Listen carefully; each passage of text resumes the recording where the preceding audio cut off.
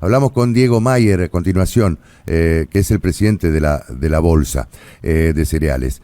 Diego, ¿cómo va? Buen día. Hola, ¿qué tal? Buenos días. Víctor González es mi nombre, te estamos hablando de Vorterix Litoral. Bueno, contanos cuál es el panorama, ¿no? Es bastante desalentador.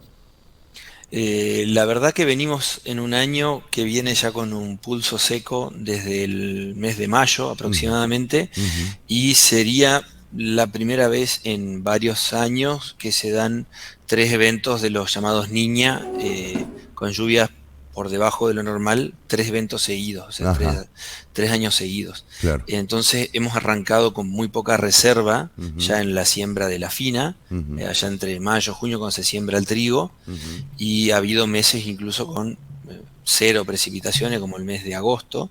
Entonces viene complicado ya de la siembra de la fina. Ujú. De todas maneras, nuestra provincia es una de las que mejor está, si comparamos con, sobre todo con Córdoba y Santa Fe, Ajá, que son más productoras de trigo que nosotros. Y, o sea, la principal producción de trigo está en provincia de Buenos Aires, y ahí se divide. Está una parte del sur bastante bien y ujú, del centro para el norte mal. claro. Pero ahí se estima que la producción argentina va a pasar de 23 millones de toneladas a 13. Upa. Entonces es una caída más que importante. ¿Y eso qué significa en términos económicos, Diego? Sí, en términos económicos principalmente afecta las exportaciones. Nosotros como país consumimos aproximadamente 6 millones de toneladas en molinería. 6 millones y medio es lo que se va entre molinería y semilla. El resto se exporta. Mm, El tema es que normalmente exportábamos, ya los exportadores tenían compromisos o tenían declaraciones juradas de exportación por 9 millones de toneladas. Con esta producción no dan los números, por claro.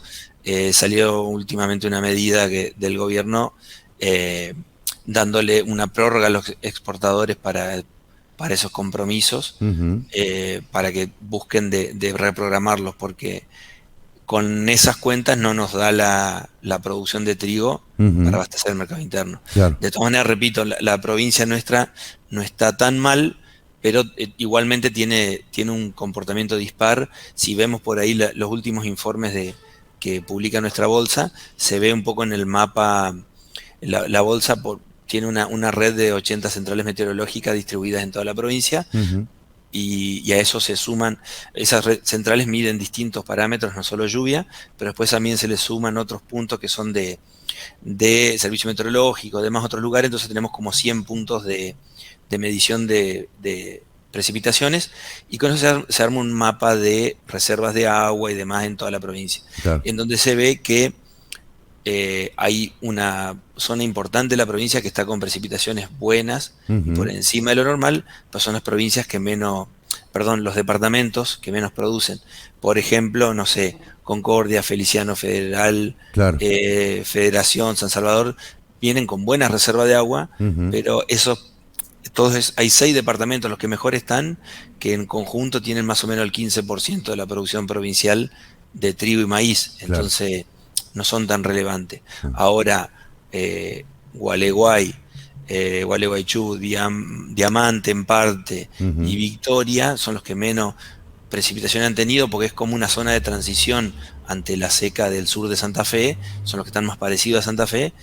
En conjunto esos departamentos son el 50% de la producción provincial. ujú, Entonces, cuando a esos departamentos le va mal, pesa, y claro. pesa mucho en nuestra producción. Así que esperamos este año una reducción en la producción de trigo en nuestra provincia importante, no en los mismos niveles que a nivel nacional, pero sí quizás una caída del 30 y pico por ciento de la Uf, producción pero es provincial. mucho esto, ¿no? Sí, es mucho. Ujú. ¿Y qué Eh, pasa con la soja, Diego? la soja está muy retrasada la siembra por esto justamente. Ujú, En maíz también se vio. En maíz veníamos todos los años creciendo en ujú, superficie y quitándole a la soja.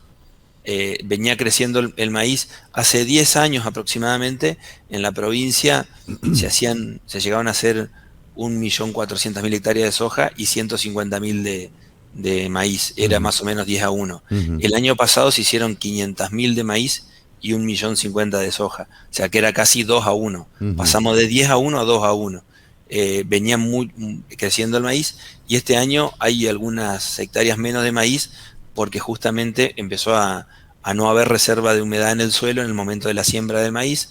Recordemos, somos una provincia que fuertemente lo que siembra es maíz de primera, Ujú, no como Córdoba, que hace un poco de primera, un poco de segunda, entonces siembra mucho en diciembre. claro. Nosotros sembramos casi el 90% de septiembre, Ujú, maíz de primera. ujú, Entonces, bueno, hubo un recorte en el maíz, algo de eso va a pasar a maíz de segunda ujú, y mucho pasaría a soja. claro. El tema es que estamos en una época que ya empezaríamos con la siembra de soja y la reserva de humedad no está, salvo por ejemplo, en La Paz, en departamentos del norte está, centro-sur no hay condiciones para sembrar soja. Ujú, Tenemos tiempo, porque la soja por ahí tiene una ventana de siembra más amplia que otros cultivos, ujú, entonces empieza ahora y llega más o menos hasta fin de año la siembra, ujú. pero no hay reserva de humedad ni hay pronósticos claros de lluvia. Claro, eso te iba a en preguntar, Diego. próximo. ¿Qué pronóstico tienen de lluvia para Hay los un pronóstico próximos? ahora para este fin de semana, pero Ajá. no muy firme, Ujú, y de acuerdo a lo que manejan los organismos,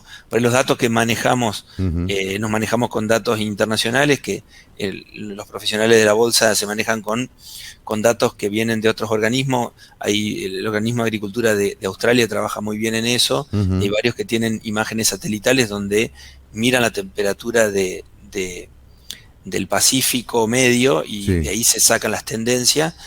Se ve como que esa tendencia de, de lluvias por debajo de lo normal a lluvias por encima de lo normal se revertiría recién en enero.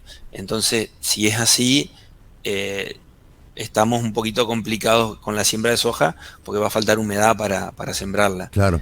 De todas maneras, como siempre dicen los climatólogos, ¿no? Son No, probabilidades. sí, por supuesto. Después, un frente frío hace que en un lugar haya una precipitación por ahí no esperada, extraordinaria, y nos acomoda el barco un Bueno, poco, ¿no? hubo heladas que no estaban Hubo heladas previstas, ¿no? tardías, tal Claro. cual, eso complicó también, Ujú, me olvidaba decirlo, ujú, complicó algunos lotes de trigo y muchos de maíz también que estaban justo ujú. emergiendo. Tuvimos una helada el 1 de noviembre, Claro. eso es muy extraño, Atípico. muy atípico, Ujú. y la situación de sequía lo exacerba el efecto de la helada, porque cuando tenés humedad en el suelo, por ahí la planta resiste más un efecto de una helada, pero al venir de un, de un poca reserva, el suelo seco, una helada encima, y en el maíz afectó muchos lotes de maíz sobre todo, Totalmente. ¿no? Y algunos de trigo sembrados más tarde, que Ujú, por ahí justo los agarró en la época de llenado de grano, ujú. hace que aborte ese llenado de la planta y por ahí lo tengan espigas por ahí vanas o granos livianos, genera otros problemas. O sea, no va a ser una cosecha normal, vamos a tener varios efectos, eh, ¿Y qué pero medidas debiera tomar el gobierno para paliar esta situación de crisis, Diego?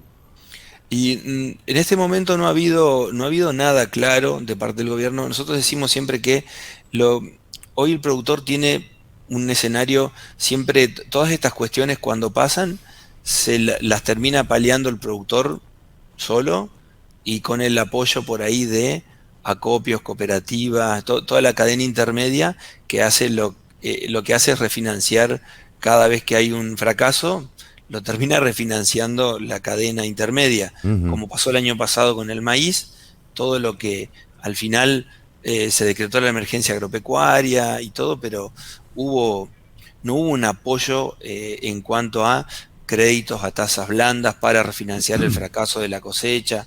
No hubo ninguna medida concreta en ese sentido.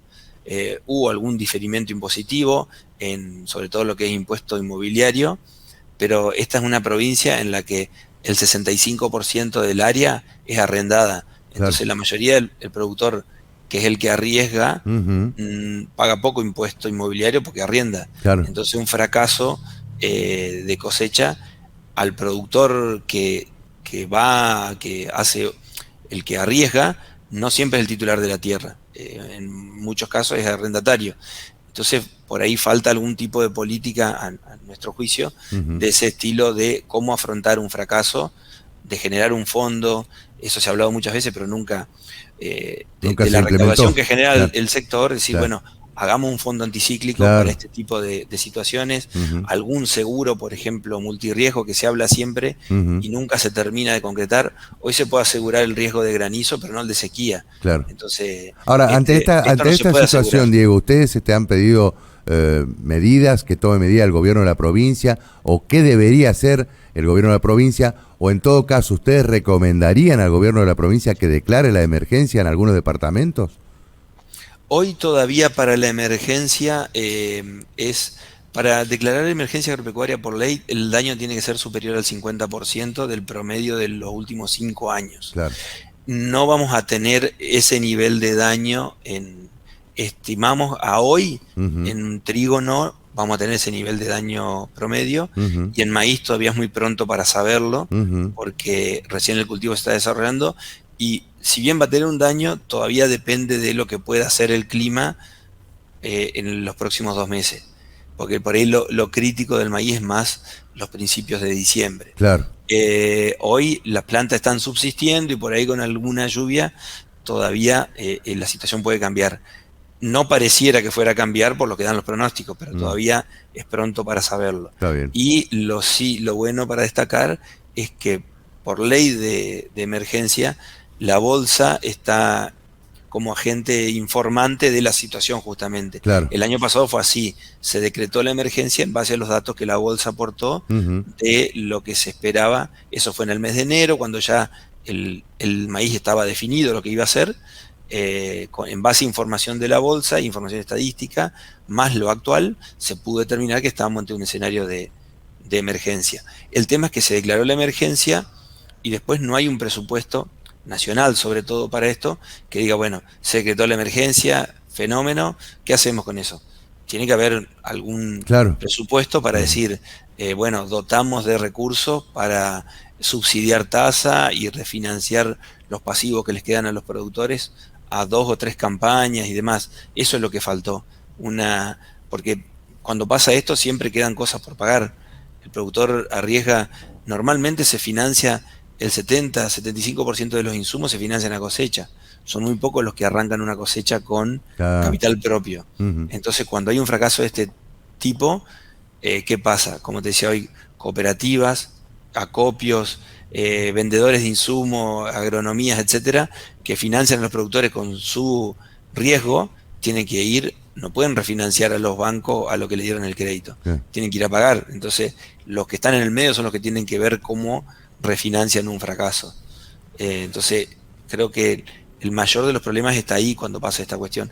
Y más allá de todo lo que genera el faltante de la producción, porque el faltante de la producción, además del pasivo, que siempre lo termina resolviendo la cadena de alguna manera, no de la mejor, pero lo resuelve, está que la producción que falta es producción que no se comercializa, que no genera comisiones, no genera servicio, no genera flete, no genera Claro. impuestos, no genera un montón de cosas. Esa producción que nos va a faltar no genera un montón de movimiento económico que tiene un efecto multiplicador y que lo vemos sobre todo, a mí me toca